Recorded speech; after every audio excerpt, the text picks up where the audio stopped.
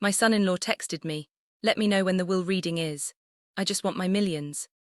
While my daughter lay dying in the hospital bed 3 rooms down the hall, I stared at that message for a full minute, watching those cold, calculating words blur through my tears before I realized that everything I thought I knew about my family was about to shatter like glass.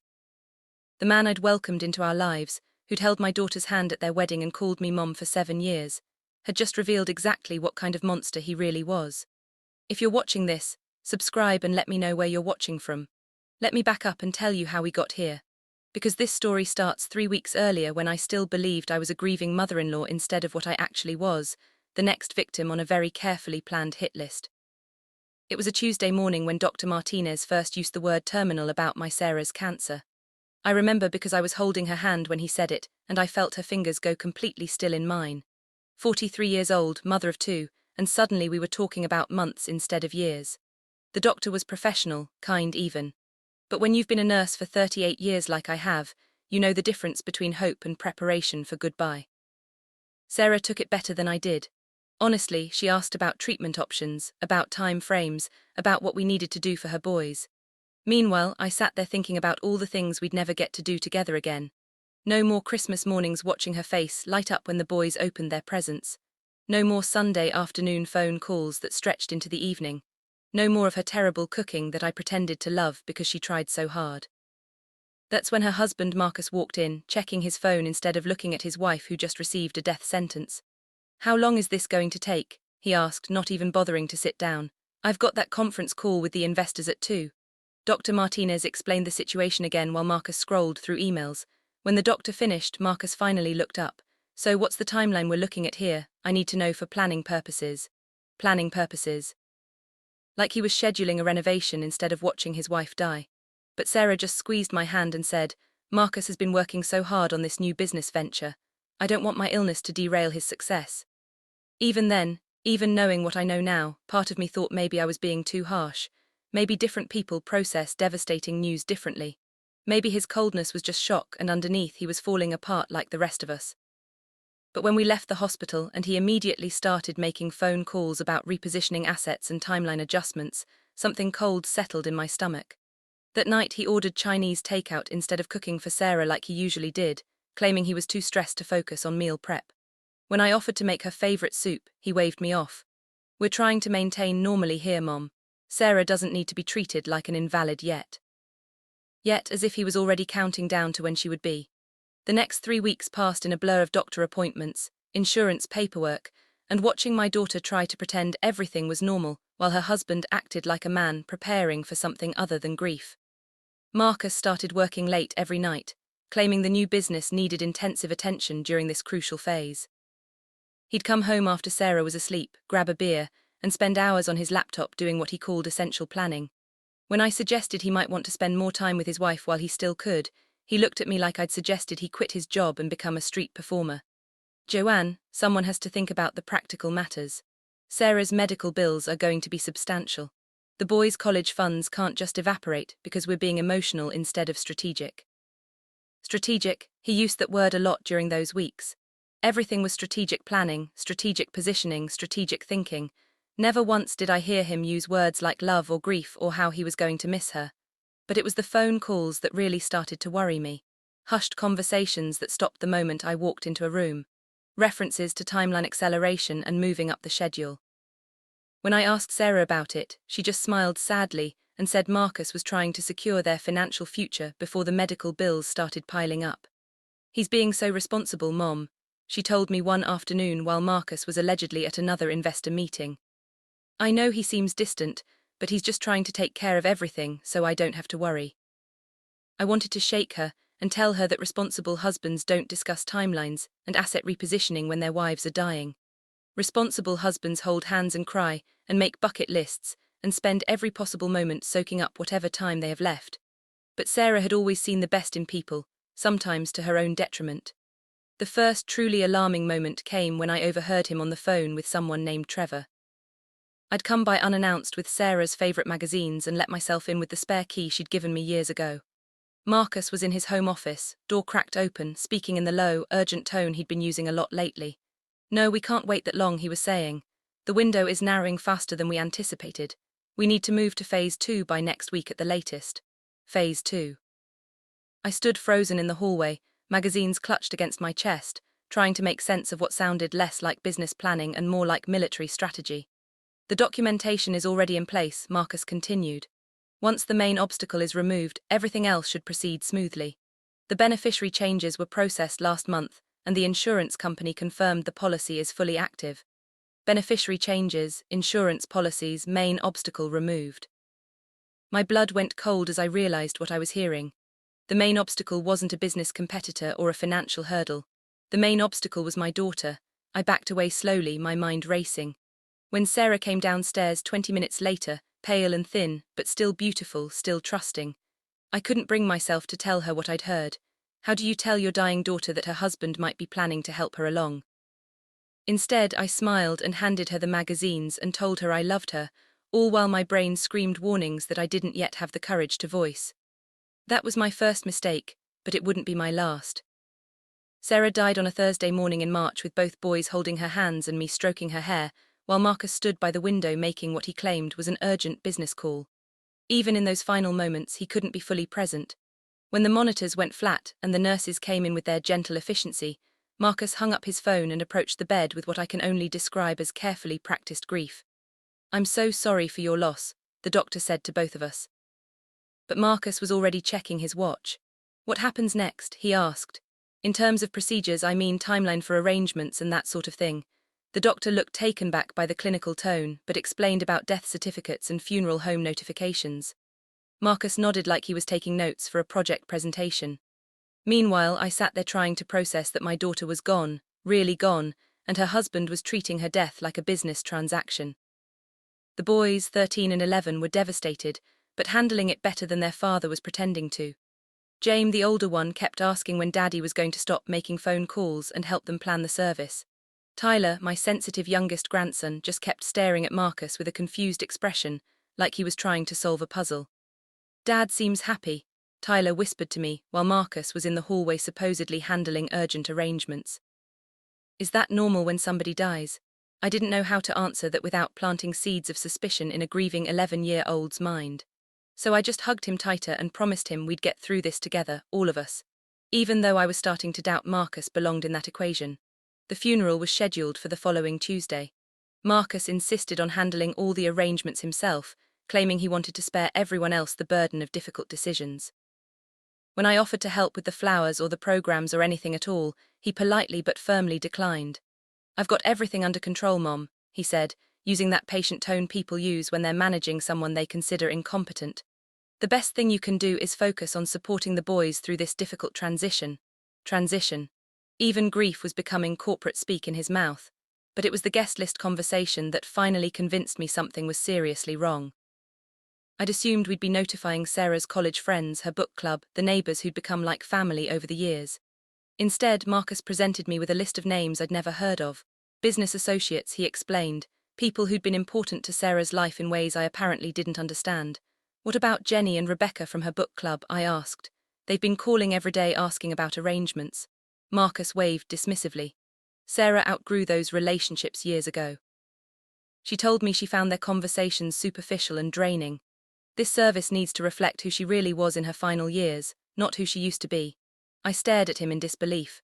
Sarah had just been talking about her book club the week before she died, laughing about how Jenny always picked romance novels, and Rebecca insisted on Russian literature. They'd been planning to read The 7 Husbands of Evelyn Hugo together after Sarah got through her next round of treatment. "I think you're mistaken about her feelings toward her friends," I said carefully. Marcus's expression hardened just slightly, enough to remind me that technically he was the widower here, and I was just the mother-in-law. "I think I knew my wife better than anyone, Joanne. I understand this is difficult for you, but I need you to trust my judgment about what Sarah would have wanted." What Sarah would have wanted. Past tense, spoken by a man who'd spent her final weeks on business calls instead of beside her bed. But before I could challenge him further, his phone buzzed with a text message that made his face light up in a way I hadn't seen since before Sarah's diagnosis. He quickly turned the screen away, but not before I caught a glimpse of a woman's name and what looked like a heart emoji. A heart emoji. 3 days after his wife's death. That's when I knew for certain that everything I'd suspected about Marcus was true and probably worse than I'd imagined. The funeral was scheduled for 10:00 on Tuesday morning. At 9:30 I sat in the front pew of St. Mary's Catholic Church, the same church where Marcus and Sarah had been married 7 years earlier, watching relatives and friends file in to say goodbye. The boys sat beside me in their black suits, James trying to be strong for his younger brother, while Tyler clutched the small photo of Sarah I'd given him. At 9:45 there was still no sign of Marcus. "Where's Dad?" James asked, his voice cracking slightly. "He's supposed to speak first." I checked my phone. No messages, no missed calls. I tried calling him twice that morning to confirm the timing, and both calls had gone straight to voicemail. "I'm sure he's just running a little late," I told the boys, though my stomach was churning with anxiety and a growing suspicion that something was very wrong. At 9:58 Father Mackenzie approached our pew with a concerned expression. "Mrs. Patterson, we really need to begin. Do you know where Marcus is?" Before I could answer, my phone buzzed with a text message from Marcus. I opened it with trembling fingers, expecting an explanation about traffic or car trouble or some emergency that had delayed him. Instead, I read 7 words that changed everything. "Family emergency. Start service without me. Sorry, family emergency." His wife was being buried today and he was somewhere else dealing with a family emergency. I showed the message to Father Mackenzie, who looked appropriately shocked but professionally maintained his composure.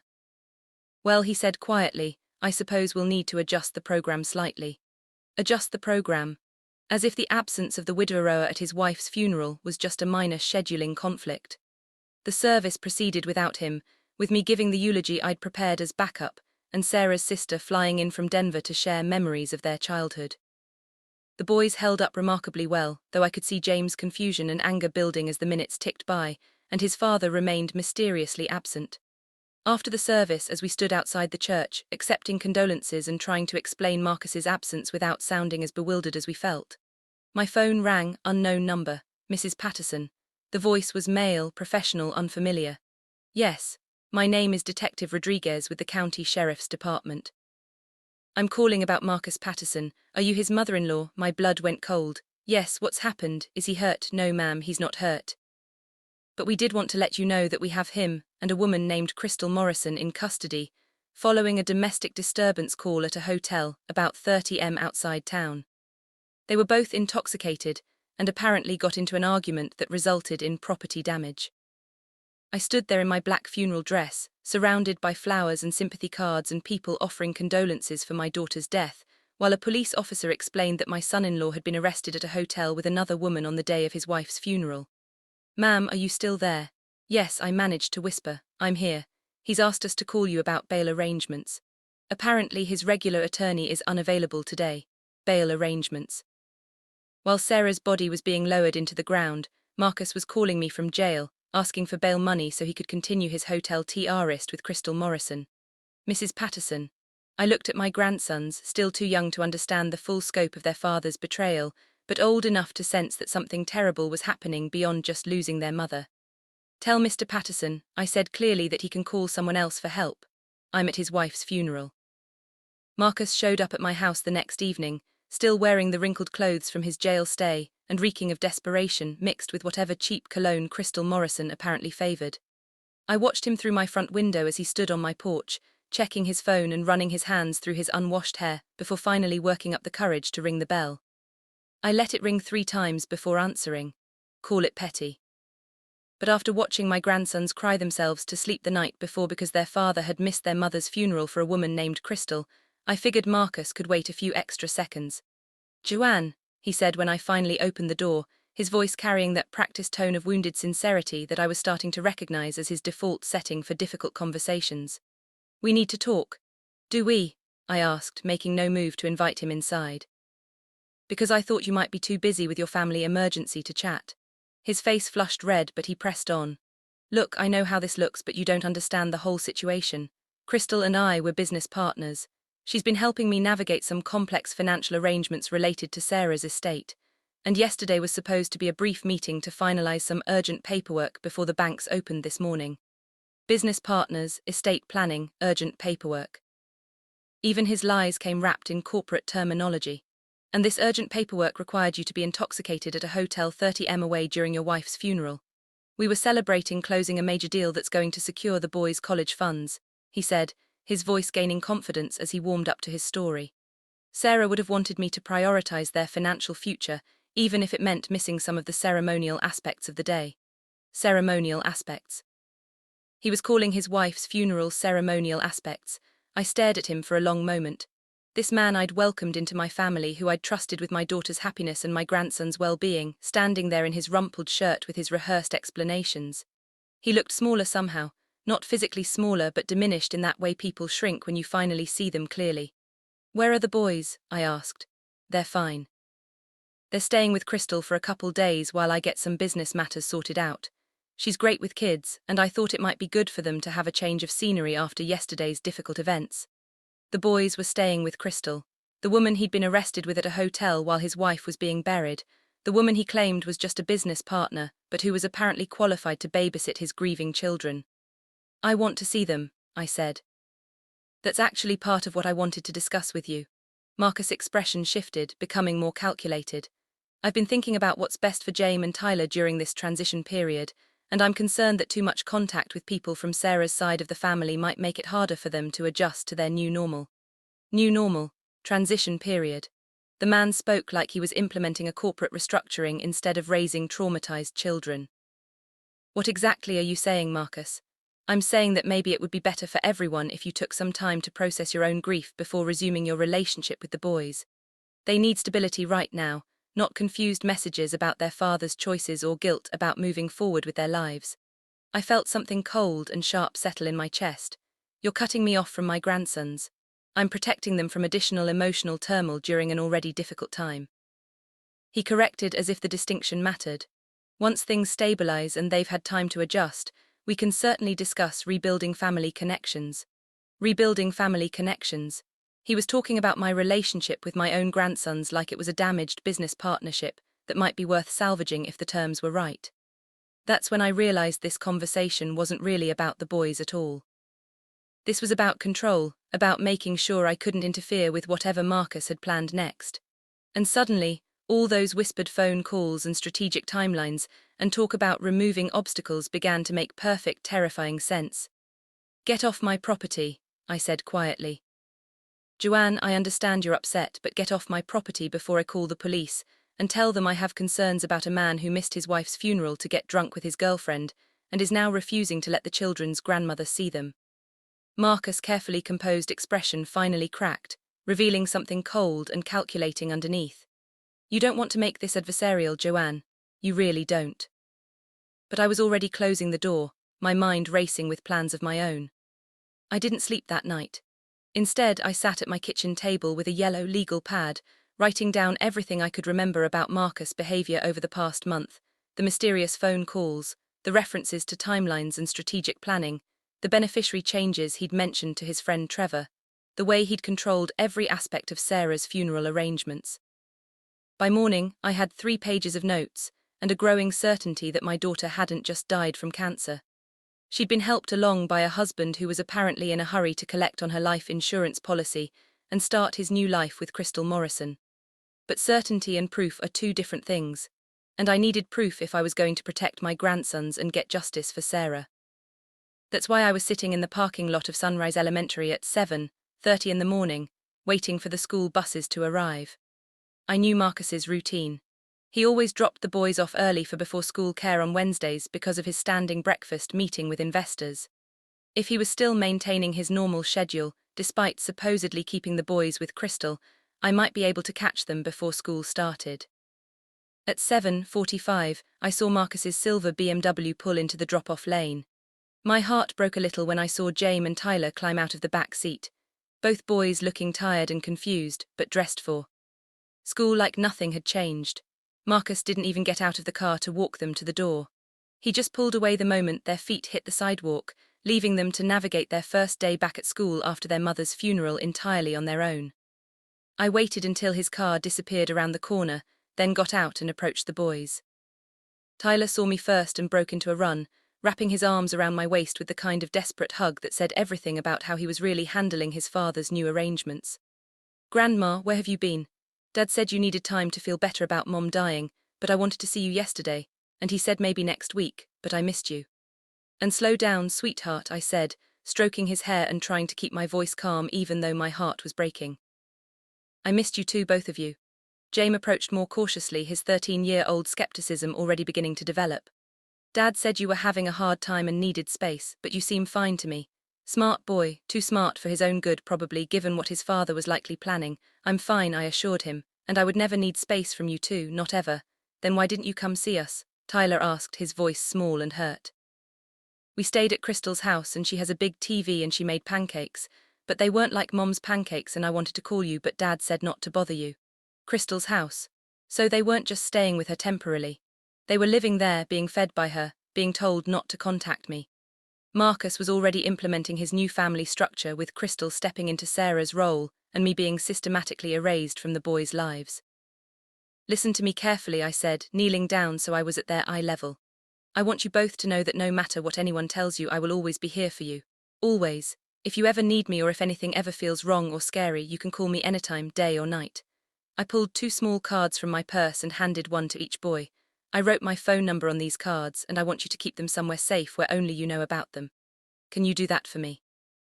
They both nodded solemnly, understanding in that instinctive way children have that this was important, even if they didn't fully grasp why. And if anyone ever asks you not to call me or tells you I don't want to see you, that person is lying. Do you understand? Yes, Grandma, Tyler whispered. Promise me you'll remember that. We promise, James said, and I could see in his eyes that he was starting to piece together that something was seriously wrong with their father's version of events. I hugged them both one more time, breathing in their familiar scent of shampoo and childhood, and trying to memorize the feel of their arms around me in case it was the last time for a while. As I watched them walk into the school building, I made a decision that would change everything. I was done being the passive, grieving mother-in-law who trusted other people to do the right thing. It was time to start fighting back, and the first step was getting the proof I needed to expose exactly what kind of man Marcus Patterson really was. I pulled out my phone and dialed a number I'd found online the night before. Hartley Private Investigations, a woman's voice answered. How can we help you? I need to hire someone to investigate my son-in-law, I said. I believe he may have murdered my daughter. Rebecca Hartley looked exactly like what you'd expect from a private investigator who specialized in insurance fraud and suspicious deaths. Sharpied, no nonsense, with silver hair pulled back in a practical bun, and the kind of handshake that said she'd seen every type of human garbage and wasn't impressed by any of it. Mrs. Patterson, she said, settling into the chair across from my kitchen table with a file folder and a digital recorder. Tell me why you think your son-in-law killed your daughter. I spent the next hour laying out everything. The mysterious phone calls about timelines and removing obstacles, the beneficiary changes Marcus had mentioned, his absence from the funeral, the immediate appearance of Crystal Morrison, the way he was systematically cutting me off from the boys while positioning his girlfriend as their new mother figure. Rebecca took notes without interrupting, occasionally asking for specific dates or names. When I finished, she sat back and studied me with those sharp eyes. How much do you know about your daughter's insurance policies? She asked. I know she had life insurance through Marcus' company, something substantial though she never discussed the exact amount. And you mentioned overhearing him talk about beneficiary changes. When would those have occurred? I thought back to that phone call I'd overheard. He said they'd been processed last month, so probably January. While Sarah was still undergoing treatment, Rebecca made another note. Did your daughter ever mention feeling worse after taking her medications? Unusual symptoms, changes in her condition that seemed inconsistent with her prognosis. My blood chilled as I remembered. Actually, yes. In February, she started complaining about severe nausea and dizziness that her oncologist said wasn't typical for her stage of treatment. They ran additional tests but couldn't find a cause, and Marcus was helping her manage her medications. He insisted on it. Said it was too important to leave to chance. The memory hit me like a physical blow. Marcus so concerned about Sarah's medication schedule, bringing her pills with water every morning and evening, making sure she never missed a dose of what he claimed were her prescribed treatments. Mrs. Patterson, I'm going to need a few days to run some preliminary background checks and confirm some information. In the meantime, I want you to be very careful around Marcus. If your suspicions are correct, you've now positioned yourself as a potential threat to his new life with Ms. Morrison. She handed me her business card. Don't contact him directly about the boys or anything else. Don't let him know you've hired an investigator. Just live your normal life and let me do the digging. That evening, as I sat in my empty house thinking about Sarah's mysterious symptoms and Marcus' insistence on managing her medications, my phone rang. Unknown number again, but this time I was almost expecting it. Mrs. Patterson, This is Dr. Elizabeth Chen from the County Medical Examiner's Office. We received an anonymous tip suggesting we should take another look at your daughter's case. My heart started pounding. What kind of tip? Someone called our office this afternoon claiming to have information suggesting that Mrs. Patterson's death might not have been entirely natural. They mentioned specifically that we should test for certain compounds that wouldn't normally show up in a standard toxicology screen. Anonymous tip. Rebecca worked fast apparently. What happens now? I asked. Well, with the family's permission, we can perform additional tests on tissue samples we preserved from the autopsy. The process takes about a week, but it would give us definitive answers about whether any foreign substances contributed to your daughter's death. I thought about my grandsons living with a man who might have poisoned their mother. I thought about Crystal Morrison, who was now helping to raise children whose father was potentially a murderer. I thought about Sarah, trusting and loving right until the end, never suspecting that her devoted husband was slowly killing her. You have my permission, I said. Test for everything. Rebecca called me 3 days later with news that made my hands shake so badly I had to set down my coffee cup. The medical examiner found traces of oleander extract in your daughter's preserved tissue samples, she said without preamble. It's a plant-based poison that mimics symptoms of advanced cancer while accelerating organ failure. In small doses over time, it would be virtually undetectable and would explain the sudden progression of her condition. Oleander, I knew that plant. Marcus had been so proud of the oleander bushes he'd planted along their back fence 2 years ago, claiming they added elegant natural beauty to the yard. Sarah had worried about them being toxic, especially with the boys, but Marcus had assured her they were perfectly safe as long as no one ate them. No one except his wife, apparently. There's more, Rebecca continued. I've been digging into Marcus' financial situation and his relationship with Crystal Morrison. The life insurance policy on your daughter was for $2 million, not the modest amount she probably thought it was. And Crystal isn't just his girlfriend. She's a licensed insurance claims adjuster who has worked on every single one of Marcus' policies for the past 3 years. Insurance claims adjust. I repeated the pieces falling into place. They've been planning this for a while, Mrs. Patterson. I found records of Crystal visiting your daughter's doctor's offices as Marcus' representative to discuss treatment options and prognosis. She was gathering information to help them time everything perfectly. My daughter had been murdered by her husband and his accomplice, who'd spent months planning her death while pretending to support her through cancer treatment. They'd used her illness as cover for slowly poisoning her, then positioned themselves to collect millions in insurance money while taking custody of her children. What about the boys? I asked, my voice barely a whisper. That's what worries me most, Rebecca said. If Marcus and Crystal are willing to kill for $2 million, they might see the boys as either additional obstacles or additional opportunities. Your grandsons are now the primary beneficiaries of your daughter's estate until they reach 18. If anything happened to them, everything would revert to Marcus as the surviving parent. The room started spinning. Are you saying he might hurt the children too? I'm saying we need to move fast. I've already contacted Detective Rodriguez at the Sheriff's Department with our findings. They're preparing arrest warrants for both Marcus and Crystal, but it's going to take another day or 2 to coordinate with the medical examiner and the insurance fraud division.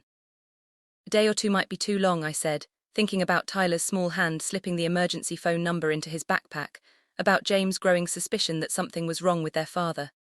I agree, which is why I'm recommending you take immediate action to protect the boys. Do you have any legal standing to request emergency custody? I thought about the sparse documentation of Marcus' neglect, his absence from the funeral, his decision to move the boys in with a woman they barely knew. Probably not enough for a court order, then we need to be creative. When was the last time you saw the boys? Wednesday morning before school. Do you know their schedule? When they'd be somewhere Marcus could be separated from them. I thought about Tyler's last day of Little League, the tournament game that Sarah had been so excited about before she got too sick to attend. This Saturday is the championship game at Memorial Park. Tyler's been talking about it for weeks. Even with everything that's happened, Marcus wouldn't dare miss it without looking like a terrible father. Perfect public place, lots of witnesses, and if we time it right, law enforcement can take him into custody while the boys are safely with you. As we discussed the details of our plan, I felt something I hadn't experienced since this nightmare began. Hope mixed with anticipation. Marcus Patterson thought he'd committed the perfect crime, eliminating his inconvenient wife while positioning himself for a comfortable new life with his accomplice and his victim's money. But he'd made one crucial mistake. He'd underestimated exactly how far a grandmother would go to protect her grandsons and get justice for her murdered daughter. Saturday was going to be very interesting. Saturday morning arrived crisp and clear, perfect weather for a little league championship and a long overdue reckoning. I dressed carefully in my favorite red sweater. Sarah always said it brought out my eyes, and drove to Memorial Park 30 minutes early to claim a spot in the bleachers where I could see everything. Marcus arrived at 10:15 with the boys and Crystal, who I was seeing in person for the first time.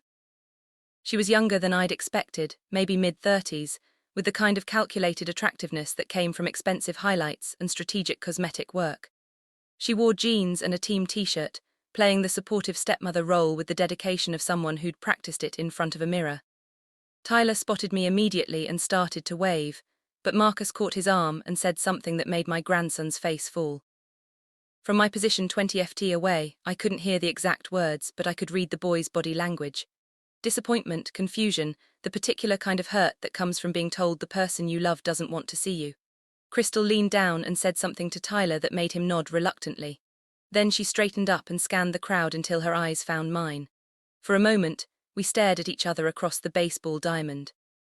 She smiled and waved like we were old friends, but her eyes held a warning. The game started with Tyler's team trailing early.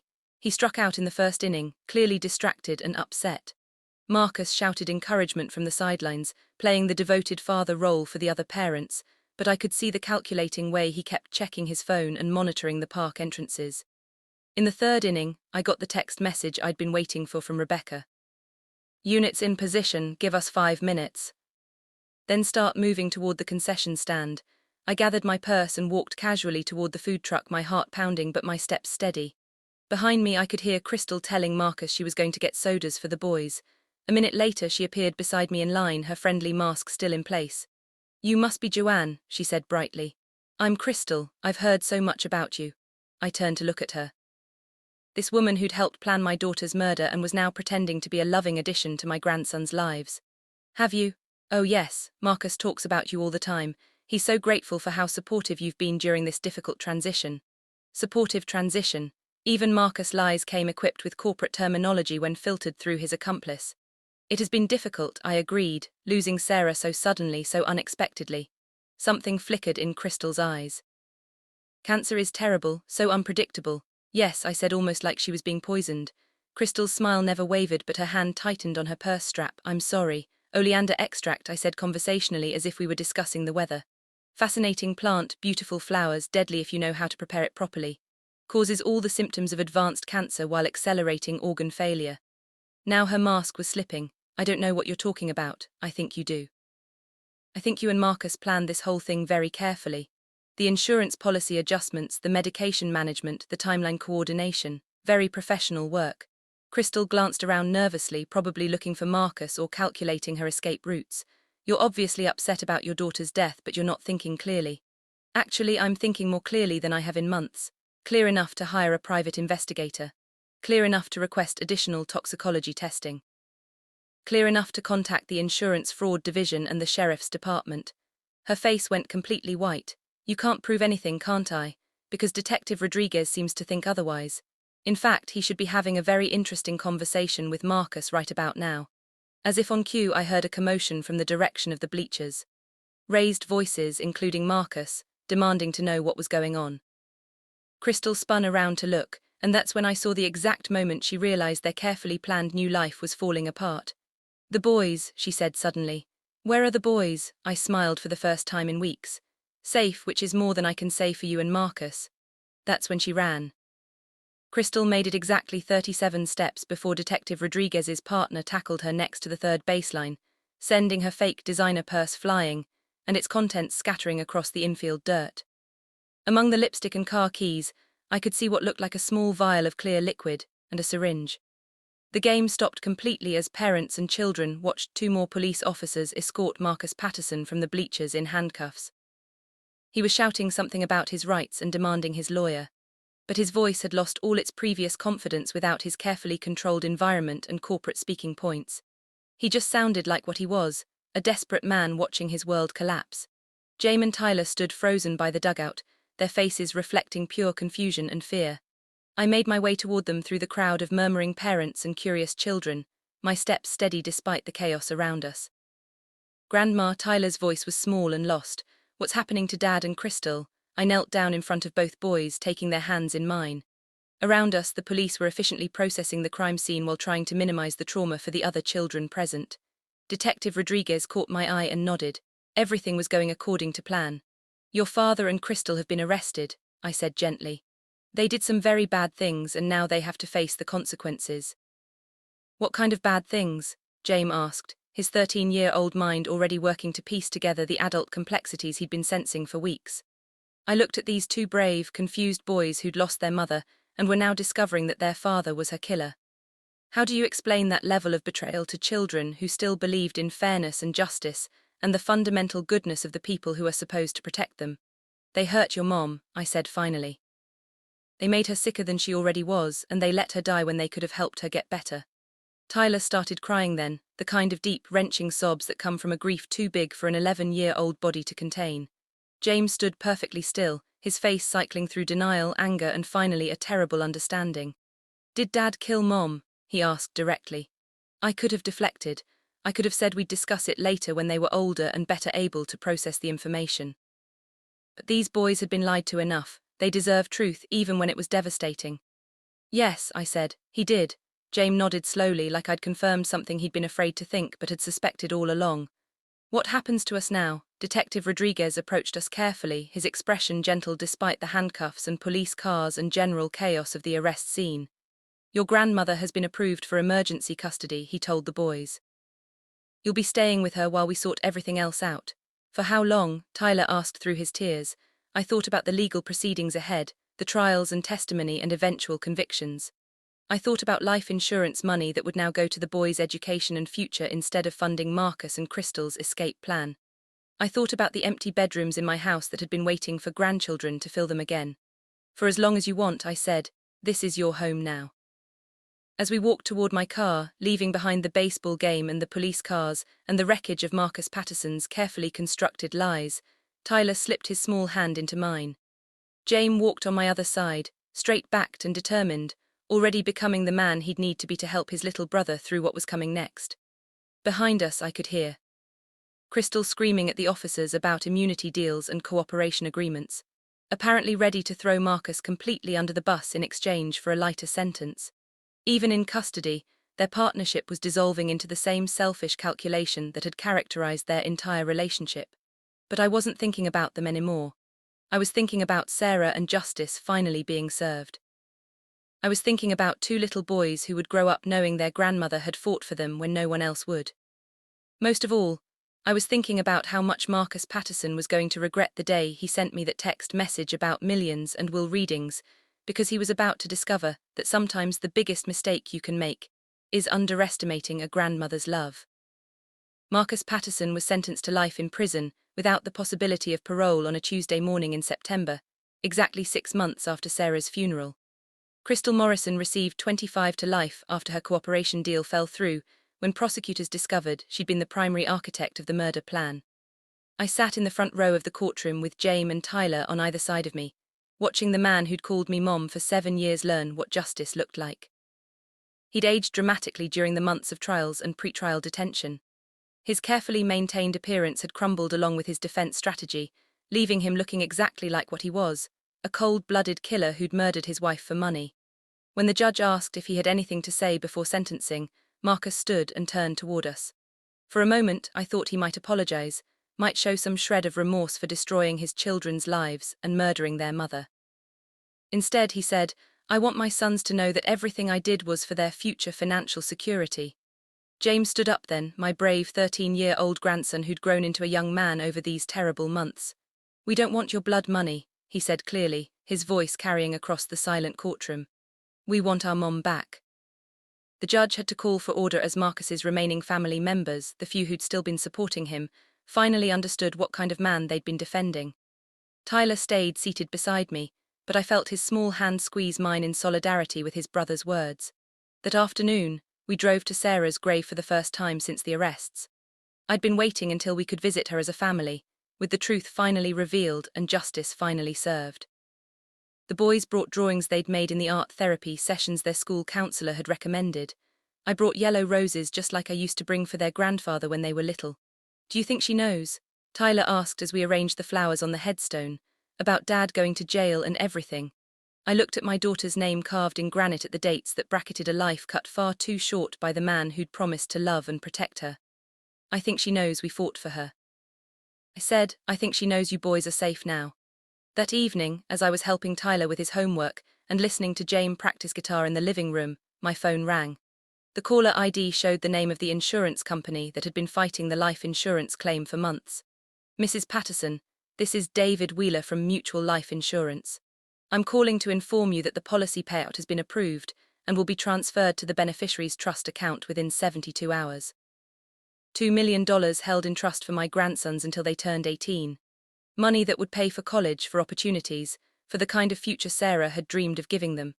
Money that Marcus had planned to steal, but that would now serve its intended purpose, securing her children's futures. After I hung up, I sat in my kitchen looking around at the house that had been too quiet for too many years and was now filled with the sounds of childhood again. Homework questions and video games and arguments about bedtimes, the beautiful chaos of a family rebuilding itself from tragedy. My phone buzzed with a text message. For just a moment my blood chilled as I remembered that last text from Marcus about will readings and millions. But this message was from Jamie. Thanks for everything, Grandma. Love you. I looked at those words for a long time, thinking about love and loss and the strange ways life can break your heart and heal it in the same breath. Sarah was gone and nothing would ever change that, but her sons were safe. Her killer was behind bars and somewhere in the space between grief and hope. We were learning how to be a family again.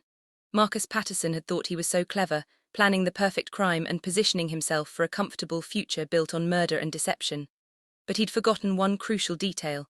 Never mess with a grandmother who's got nothing left to lose and everything to fight for. Justice, it turned out, was a dish best served by someone who knew exactly how to use every weapon in her arsenal, and I was just getting started living the rest of my life. The boys were home. The truth was revealed, and somehow, against all odds, we were going to be okay. Thanks for listening. Don't forget to subscribe and feel free to share your story in the comments. Your voice matters. Music.